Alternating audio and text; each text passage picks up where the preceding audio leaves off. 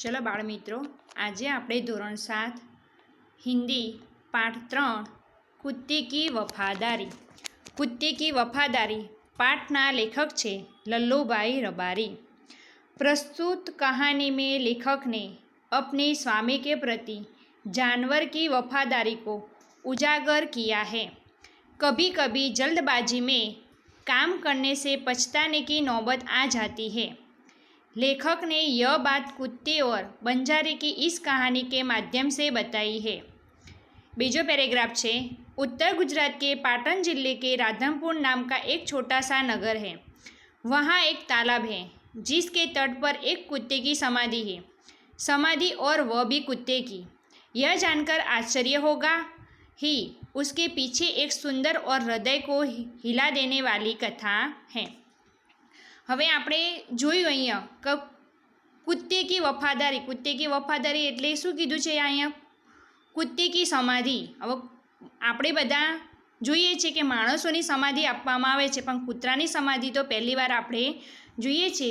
હવે આ પાઠની અંદર જોઈએ છે કે સમાધિ કેવી રીતે બનાવવામાં આવે છે તે આપણે જોઈશું। ચિત્ર આપ્યું છે, ચિત્રની નીચે આપણે જે આપ્યું છે પાઠ દ્વારા એ આપણે સમજીશું। पुराने ज़माने में व्यापार का सामान लाने ले जाने का काम बंजारे करते थे। एक बंजारा था। वह अपने ऊँटों पर गांवों का माल सामान लादकर शहरों में ले जाता था और वहाँ से मिश्री एटले सूये, मिश्री एटले खांड, गुड़, मसाले आदि भरकर गांवों तक ले आता था। लाखों का व्यापार था उसका, इसलिए लोग उसे लाखा बंजारे कहते थे। लाखा के पास एक सुंदर कुत्ता था। कुत्ता बड़ा वफादार था। रात को वह बंजारे के पड़ाव की रखवाली करता था। अगर चोर लुटेरे पड़ाव की तरफ आते दिखाई देते थे तो कुत्ता भौंक भौंक कर उन्हें दूर भगा देता था। बंजारा अपने कुत्ते की वफादारी से बहुत खुश था।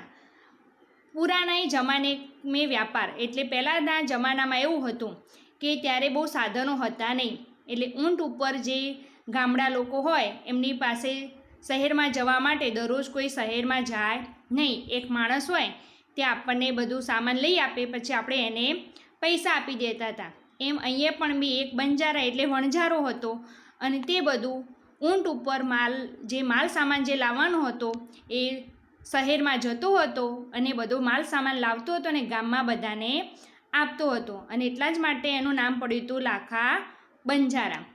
बीजा पेरेग्राफमां जोईशुं।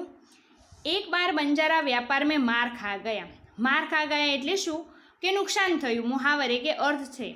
मुहावरे के अर्थ मार खा जाना एटले नुकसान होना। एक बार बंजारा व्यापार में मार खा गया और रुपयों की ज़रूरत आ पड़ी। वह राधनपुर के एक सेठ के पास पहुँचा। उसने अपनी बात बताई। हवे वणझारो हतो, एनो व्यापार तो सरस चालतो हतो, पण एवुं बनी गयुं के व्यापारमां एने घणुं बधुं नुकसान थयुं। हवे नुकसान थाय एटले पैसानी जरूर पड़े छे। राधनपुरमां एक सेठ छे। सेठनी पासे खूब ज पैसा छे।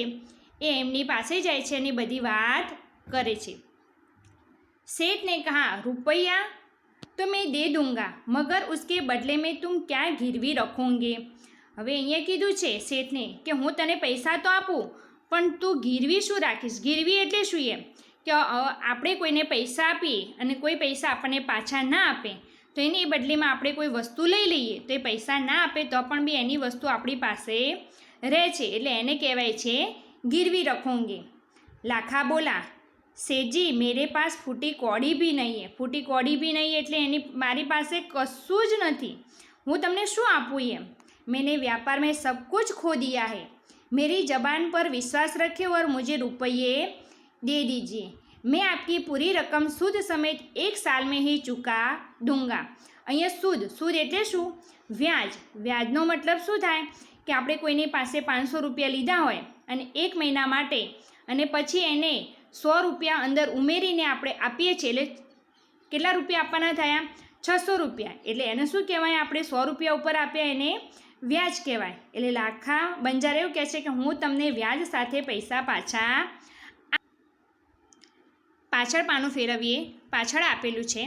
सेठ बोले, कोई बात नहीं, तुम्हारे पास ये कुत्ता है तो तुम इसे ही जमानत के रूप में दे दो। जब तुम सारे रुपये लौटा दोगे तब मैं कुत्ता तुम्हें वापस दे दूंगा।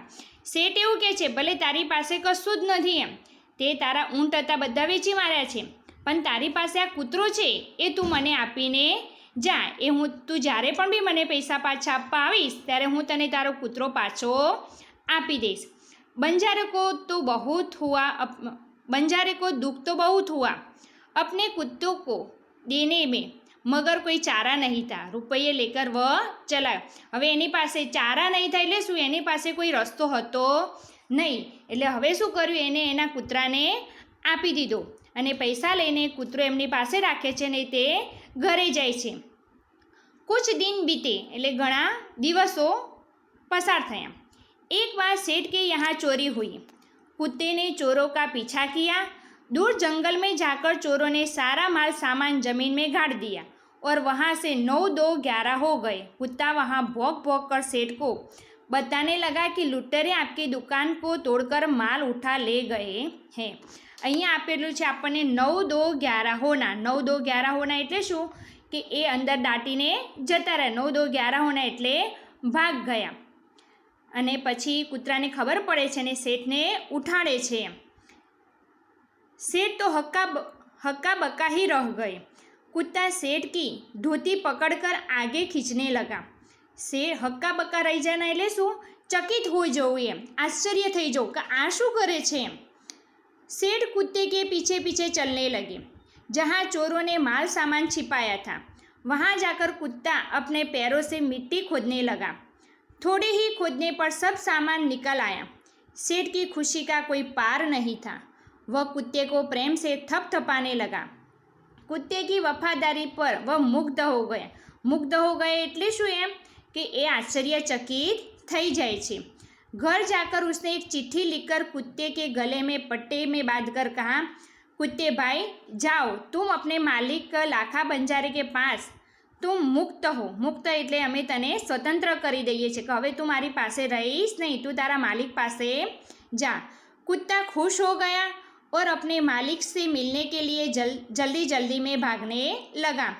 કૂતરાને તો ખૂબ જ ગમ્યું કે હવે મને આ શેઠ મારા માલિકની પાસે મને મોકલી દે છે, એટલે હું મારા માલિકની પાસે જઉં છું, એટલે ખુશી ખુશી તે જવા માટે તૈયાર થઈ। इस लाखा ने भी व्यापार में खूब રૂપિયા કમાયા। હવે આ બાજુ જે લાખો હતો એ પૈસા લઈ ગયો તો એ ફરીથી પાછો એનો ધંધો સરસ રીતે સારો થઈ ગયો। वह सेठ की उसकी रकम वापस करने के लिए उसी रास्ते में आ रहा था। હવે શેઠની પાસે એને પૈસા લીધા હતા એ શેઠને પાછા આપવા આવતો હતો। उसने दूर से अपने कुत्ते को अपनी ओर आते हुए देखा। वह नाराज हो गया। એને દૂરથી જોયું તે પેલો એની પાસે જે કૂતરો હતો એ કૂતરો સામે આવતો હતો તે જોઈને નારાજ થઈ ગયો, એટલે એને દુઃખ થયું, ઉદાસ થઈ ગયો। सोचने लगा कि कुत्ते ने मेरी जबान काट ली है, उसने बेवफाई की है। એના મનમાં બધા વિચારો આવવા માંડ્યા। કોના મનમાં? લાખાના મનમાં, કે આ કૂતરાએ મારી ઇજ્જત રાખી નથી, એ ભાગીને આવી ગયો છે। अब मैं सेठ को क्या मुँह दिखाऊंगा, હવે હું શેઠની પાસે જઈશ તો હું એમને શું મારું મોઢું બતાવીશ એમ। उसने आव देखा न ताव देखा, बस कुत्ते के माथे पर लाठी का प्रहार कर दिया। એને કશું જ જોયું નહીં। અહીંયા આપણે જોઈએ છે આવ દેખા ન તાવ દેખા, એ શું છે, કહાવત છે, આપણે કશું વિચારતા નથી એમ। કુત્તે કે માથે પર લાઠી કા પ્રહાર કર દિયા, કશું વિચાર્યા વિના અને એના હાથમાં જે લાકડી હતી એ લાકડી કૂતરાના માથા ઉપર મારે છે। कुत्ता बेहोश होकर गिर पड़ा। लाखा ने देखा कि कुत्ते के गले में एक चिट्ठी बंधी है। उसने इसे खोलकर पढ़ा। लाखा, तुम्हारे कुत्ते ने मुझे सूद समेत रुपये लौटा दिए हैं, अतः कुत्ते को मैं मुक्त करता हूँ। उसने मेरे घर की चोरी किए गए माल सामान को वापस दिलवा दिया है। खुश होकर मैंने स्वयं इसे मुक्त किया है। आ बाजू लाखो એના કૂતરાને માથા ઉપર લાકડી મારે છે, કૂતરો બેભાન થઈને નીચે પડે છે અને એના ગળામાં જે ચિઠ્ઠી હોય છે એ ચિઠ્ઠી વાંચે છે અને પછી એને ઘણું દુઃખ થાય છે। લાખા તો ચકિત હો ગયા, વહ ચિલ્લાને લગા। હવે એકદમ ચકિત હો જવું એટલે શું? આ શું કર્યું મેં? એકદમ એમ ચકિત હો ગયા. हाँ यह मैंने क्या कर दिया? अरे रे मैं आ शू करी दीधुं? हाँ यह मैंने क्या कर दिया? बे बार बोले छे अरे मैं आ शू करी दीधुं एम. वह कुत्ते को शव को अपनी गोदी में लेकर फूट फूट कर रोने लगा. शव એટલે શું? એ મૃત્યુ પામ્યો હતો એટલે એની જે બોડી હોય ને શવ કહેવાય છે. ફૂટ ફૂટ કર રોने लगा. लेकिन अब पछताने होत क्या जब चिड़िया चूक गई खेत. હવે એ પસ્તાવાનો કોઈ જ આપણી પાસે સંબંધ નથી. જે થવાનું હતું તે તો પાછળ જોઈશું.